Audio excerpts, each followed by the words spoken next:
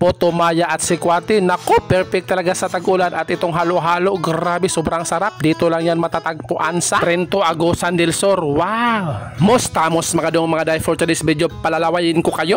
At ayan na nga yung aming orders. Napahanga talaga ako sa kanilang hot chocolate dito. Sobrang lapot, napaka-espeso.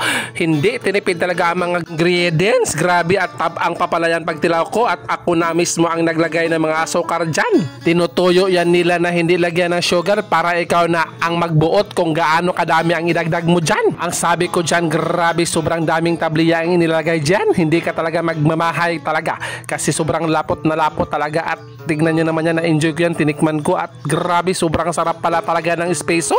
The next part of our program ay itong putumaya. Tingnan nyo naman, halos kasing laki ng aking palad. Grabe. At yung texture niya mga dong mga day, basa-basa at napakabango.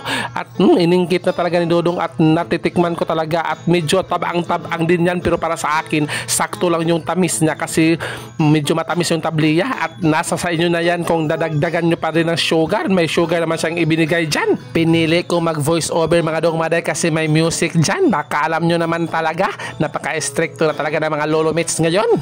Copyright na naman tayo nan. Try natin sausaw.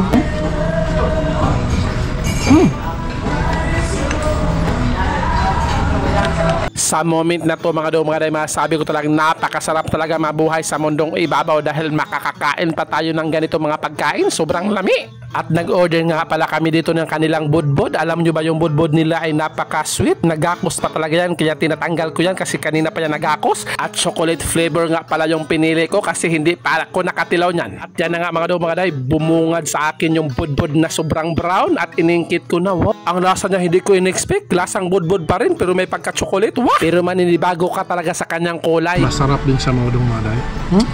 At syempre nasa sa inyo pa rin yan kung dadagdagan nyo pa yan ng sugar. Bakit nga ba tayo mga Pilipino ay hilig-hilig natin sa mga kakanin? Wow, grabe talaga. Yan o. At ito na nga mga day, panghimagas pa talaga. Yan o, may halo-halo tayo dyan. At imikos-mikos ko na yung halo-halo na yan kasi alam nyo naman nung first time kong kumain ng halo-halo, hindi ko talaga minikos-mikos. Kaya sabi ko, bakit ganito yung halo-halo? Ang taba ang sus. Nako, hindi ko talaga inukay yun. Nakakaloka yun. Kaya yun talaga ang pinaka hindi ko makakalimutan ng experience ko sa pagkain ng halo-halo. At ito na nga yung budbud na brown, sinagol ko talaga sa halo-halo. Naku mga dong maday, perfect din yung mga lasa niya mga dong maday. At tingnan nyo na si Dodong, grabe, nagkining ko na talaga sa pagsuyop ng halo-halo. Gusto mo, punta kayo dito ng Trento. Wah!